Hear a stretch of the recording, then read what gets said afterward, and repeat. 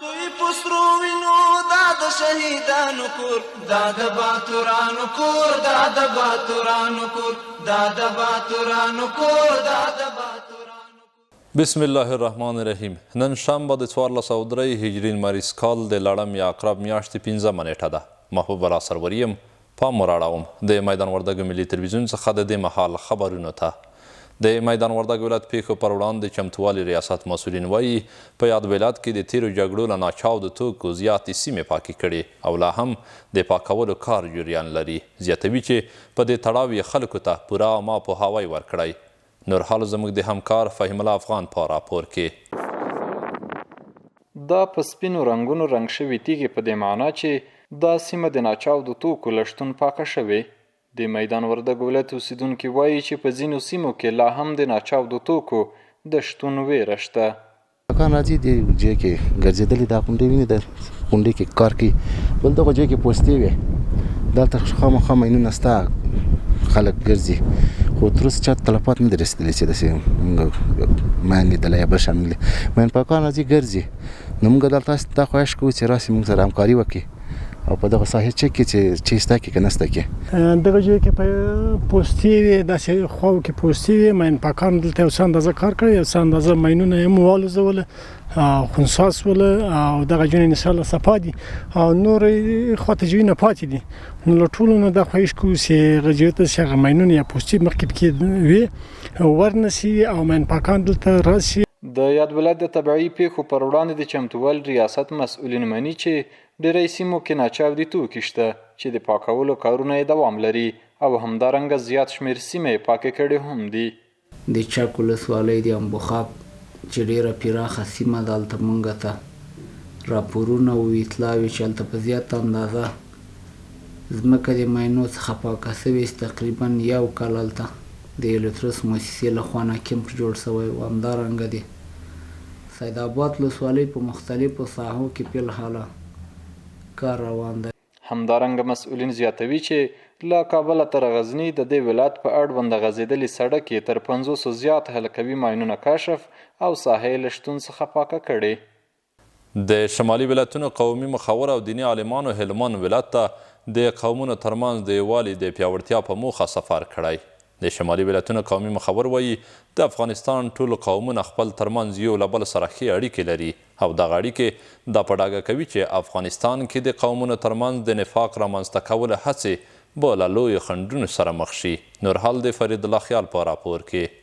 سمت شمال ولایت تاریخی بدخشان ولایت قندوز ولایت تخار ولایت بغلان در حوزه جنوب غرب لوی قندهار و خصوصا به ولایت باستانی هلمند بسیار خوش آمدین.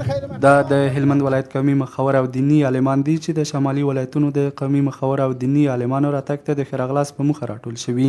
دوی وایي دغه ښې اړیکې دا په ډاګه کوي چې د افغانستان ټول خلک د قومونو ترمنځ یووالي ته په احترام ولاړ دي او هر ډول قومي ژبني او سمتي تعصبات دلته شتون نه لري. نو زموږ سفر و دوی ته و قومي سپین ږیري ولاړو د دوی سره مو مجلس وکړي اوس مو دوی ته دعوت ورکړی دی کلا ته راغلي دي کندهار ته راغلي دي نن د هلمند د خلکو میلمانه دي. هدف مو دا و چې د دغه خلکو زموږ تر مابین یووالی او اتفاق راسي او دغه مو غوښتنه وه چې دغه ژبني تعصبات یا نور تعصبات چې په دې ملک کې د خلکو سره شته دا تعصبات ورک شي. ملت د ټولو یو ملت دی او موږ ټول د یو ملت خلک یو نو موږ ټول چې سره همغږي شو په دې باندې موږ ډېر خوشحاله. بل پلو د شمالي ولایتونو څخه راغلي قومي مشران او دیني عالمان د هلمند ولایت له ولسونو څخه مننه او قدردانۍ کوي چې د قومونو ترمنځ یووالي ته ژمن دي. دوی وایي په دغه حرکت سره به په ولایتونو کې کورنیو شخړو ته د پای ټکی کیږدي او په هیواد کې به د قومونو ترمنځ د نفاق هڅې خاموشه کړي. چه شمال باشه چه جنوب چه شرق باشه چه غرب تمامشان یک برادر هستند و یک پارچه هستند. بلکه خودجوشانه به حرکت در آمدن که نفرت و نفاق از بین ببرند و دشمنان اسلام دشمنان ملت افغانستان واضح بسازند به یک کلمه بگویند که ما یک قوم هستیم یک افغان هستیم وحدت داریم یک پارچگی داریم هیچ قدرتی نمیتواند ما را جدا پارچه پارچه کند.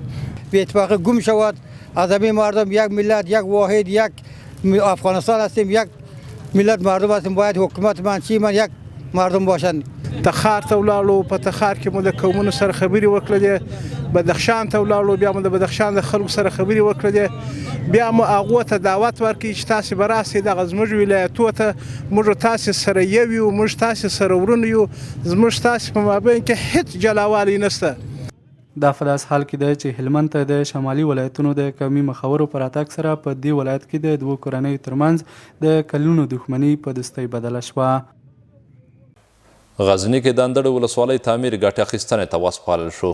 یاد تعمیر چې د کورنیو چارو وزارت له لوري د غزنی اندړو ولسوالۍ لپاره رغول شوی و، د یوې غونډې په ترڅ کې پرانیستل شو.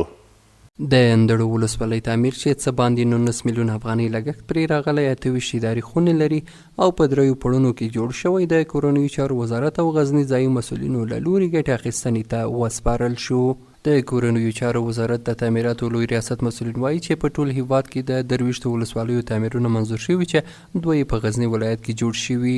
په تیر کال کې د کورنیو چارو وزارت د تعمیراتو ریاست 22 ولسوالۍ پلان کړی، د ټول هیواد لپاره 2 ولسوالۍ، د غزني ولایت د محترم والي صاحب په هڅو باندې غزني ولایت ته 2 ولسوالۍ ورکړل شو.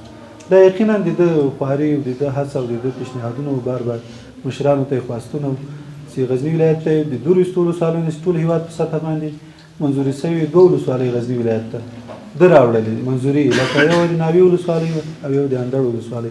د غزني ځایي مسؤلین وایي چې هڅه کوي د غزني هغه ولسوالۍ او امنیه قمندانۍ چې تعمیرونه نه لري ورته تعمیرونه منظور او جوړ کړي. دوی له پرسونل او خلکو نه غواړي چې د تعمیر په ساتنه کې پوره هڅه وکړي. قمنداني او د نورو ځایونو پاتې دي، کېدای شي ان شاء الله العزیز دغه ټول د غزني د ولایت په سطح باندې څومره کارونه دي هغه پیشنهاد شوي دي.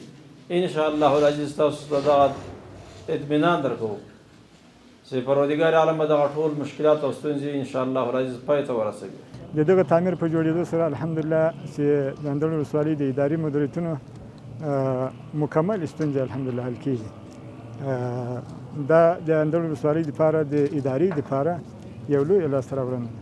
د اندړو ولسوالۍ اوسیدونکي هم خوشحاله دي، وایي چې مخکې د تعمیر تر جوړېدو له ډېرو ستونزو سره مخ و او د دې تعمیر په جوړېدو سره به یې ډېرې ستونزې حل شي. تعمیر خراب و چردیوال په ساحه کې، نو اوس لله الحمد چې موږ د ولسوالۍ تعمیر جوړ سو، موږ به ډېرې ستونزې مشکلات ورسره حل سي، موږ ان شاء الله ټول مشکلات حل کېږي. د اندړو ولسوالۍ د غزني یوه له هغو لویو ولسوالیو څخه ده چې په تیر نظام کې ورته هیڅ پاملرنه نه وه شوې. د یوې سترې غونډې په ترڅ کې د کندوز پوهنې ریاست د هغه زده کوونکو والدینو وستایل چې یا د ادارې سره په بېلابېلو برخو کې همکارۍ کړې.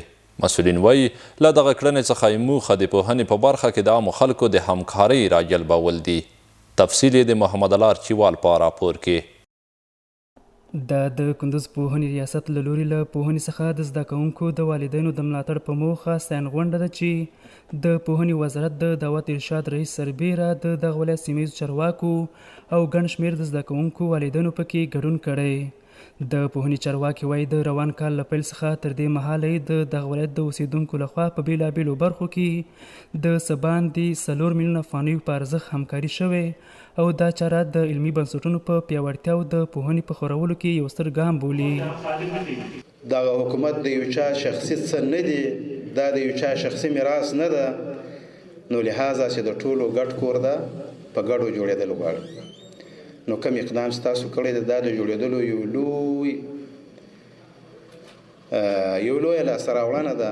د اعمار مکاتب کمک میکنه، در ترمیمشان کمک میکنه، اگر 1 رفر کمک میکنه، اگر 100 رفر کمک میکنه، اگر 1000 رفر قدرت کمک میکنه، ما قراردادانه همهشان داریم.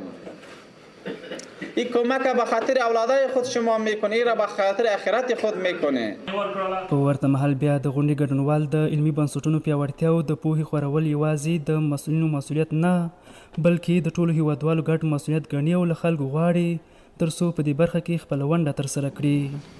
هدف از این بود که یک تعداد مردم خیر و متنفذ کندوز برای مکاتبشان در حقیقت برای تربیت اولادشان و نسل‌های روشن آیندهشان زمین به حساب برای معارف اهدا کردن، یک تعداد کمک‌های نقدی کردن. د علمی بنسټ تقویت لپاره نه تنها چارواکي بلکې عام ولس هم په کار چې باید په دغه مختلف بخش کې خپل همکاریان وکړي ترڅو دغه د معارف او اهل معارف ښه توګه سره وروزل شي او په دې عرصه کې ډېر پیشرفت وکړي.